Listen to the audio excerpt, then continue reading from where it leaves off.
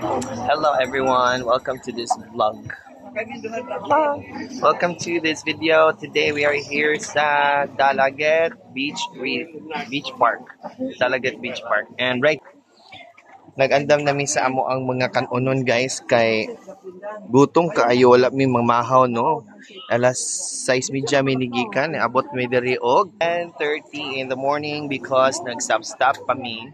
But supposedly, maabot na yung kadarig mga 1 hour or 2 hours. Mga 1 hour and a half or 2 hours pendes biyahe. But it's nice nga magbiyahe kag morning kay dili gid traffic, diretso-diretso rin gid yung lakaw. Now, mani inyo ang makita karon dinhi. So today is August. Unsa naman taron? 6. August 6 ron? Ma'am? August 6. It's a charter day. So in here na ay dako sila og dako sila og lugar sa ilahang beach resort. Kana diha guys tag 350, kani di tag 1,000, kanang mga lamisa tag 250 kana sila. So we just chose kana siya kay ligon pa man na siya 1,000 guys. And then morning dagat do. Mulakaw ra jud ka sa ilahang dili siya white, di siya brown kay sakto lang. And then kalito siyang balay.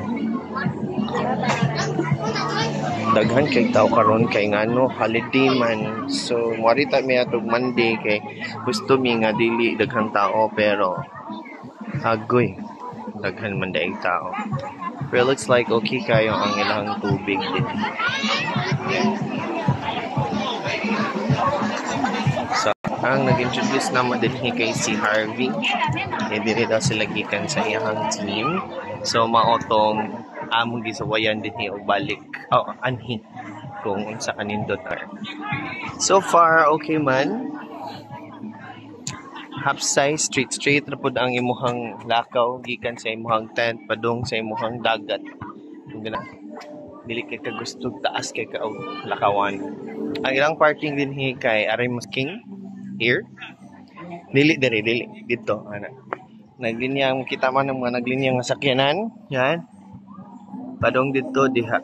So na dito ang sakyanan dito.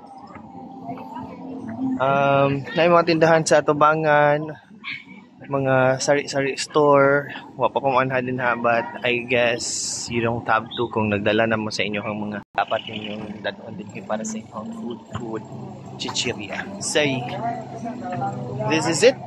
We are here at Dalaget Beach Resort or Dalaget Beach Park tawag nila. Okay.